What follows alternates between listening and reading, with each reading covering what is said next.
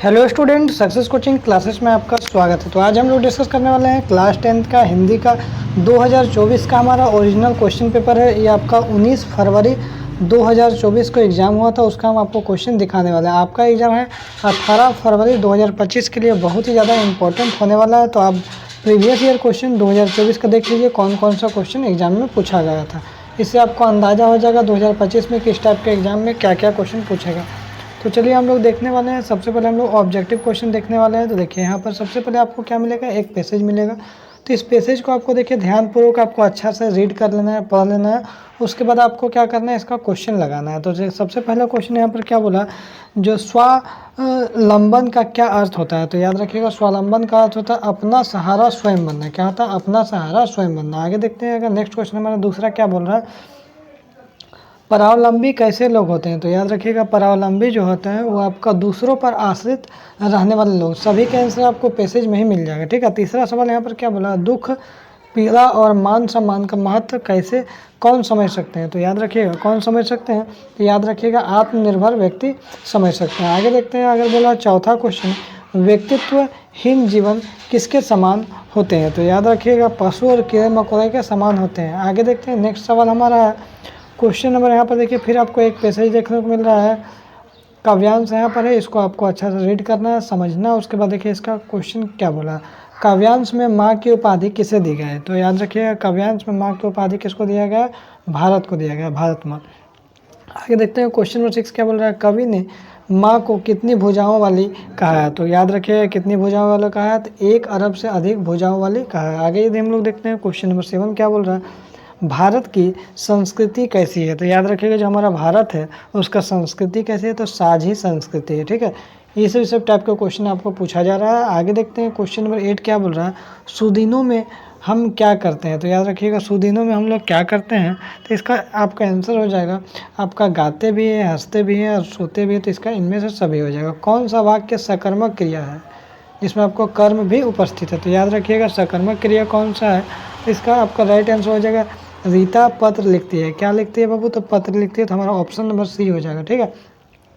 आगे देखिए question number 10 क्या बोल रहा है, देश आज वर्षा होती सही अवयव पदों को इसमें चुनकर लिखना है। तो कौन सा होगा, देखिए काश आज वर्षा होती। तो हमारा इसमें क्या भरेंगे, काश भरेंगे। खूब मन लगाकर पढ़ो, देश प्रतीक्षा में प्रथम लाओ। तो इसमें कौन सा होगा, भरिएगा। सही उचित शब्द क्या हो जाएगा, तो याद रखिएगा, आपको खूब मन लगाकर पढ़ो ताकि परीक्षा में सफल हो पाओ। आगे देखते हैं, जो गुणी होता है उसे सभी चाहते हैं। वाक्य का प्रकार बताइए, कौन सा प्रकार। तो याद रखिएगा, मिश्रा जी के जोड़ी ज वाला आता है तो हम लोग क्या मारते हैं। तो याद रखिएगा, हम लोग मिश्र वाक्य हम लोग मारते हैं। आगे नवरत्न कौन सा समास है। तो याद रखिएगा, नवरत्न द्विगु समास है। समास वाला भैया बिल्कुल पूरा अच्छा से पढ़ लीजिएगा। आकर्मक सकर्मक भी पढ़ लीजिएगा, अवयव पद भी पढ़ लीजिएगा ग्रामर में।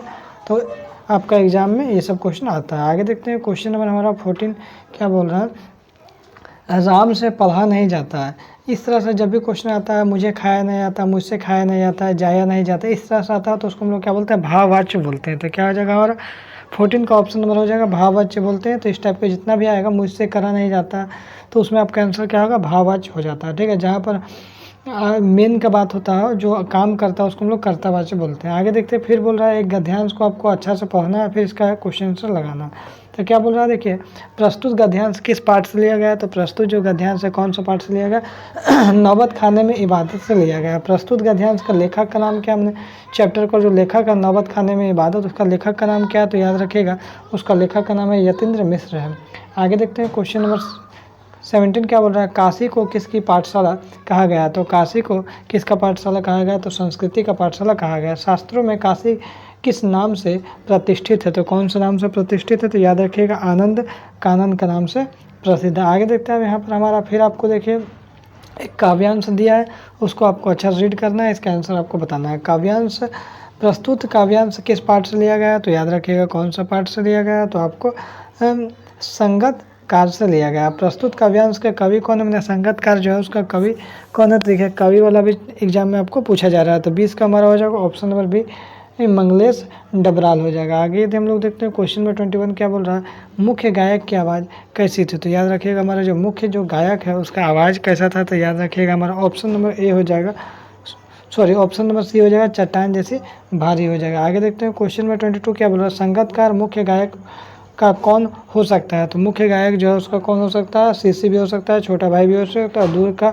कोई रिश्तेदार, तो इनमें से सभी हो जाएगा। आगे देखते हैं हमारा क्वेश्चन नंबर 23 क्या बोल रहा है, अकेले सफ़र का वक्त काटने के लिए नवाब साहब ने क्या खरीदा था। तो याद रखिएगा नवाब साहब ने क्या खरीदा था, तो खीरा खरीदा था। आगे देखते हैं लेखिका और उनके पिता के बीच टकराव का क्या कारण था। तो लेखिका और उनके पिता के बीच टकराव का कारण था विचारों की विभिन्नता, उसका विचार नहीं मिलता था। आगे देखते हैं क्वेश्चन नंबर 25 देखते हैं क्वेश्चन नंबर 25 क्या बोल रहा है, फादर बुल्के की चिंता हिंदी को किस रूप में देखने की थी। तो याद रखिएगा हमारा राष्ट्रभाषा के रूप में था। आगे यदि हम 26 देखते हैं, कन्यादान कविता में किसका दुख प्रामाणिक बताया गया है। तो याद रखिएगा माँ का दुख को प्रामाणिक बताया गया। आगे यदि हम लोग देखते हैं क्वेश्चन नंबर 27 देखिए, तो क्वेश्चन नंबर हम लोग 27 अगर हम लोग देखते हैं तो क्या बोल रहा है, परशुराम के क्रोध को किसने शांत करने का प्रयास किया था। तो याद रखिएगा इसका राइट आंसर हो जाएगा आपका श्री राम ने।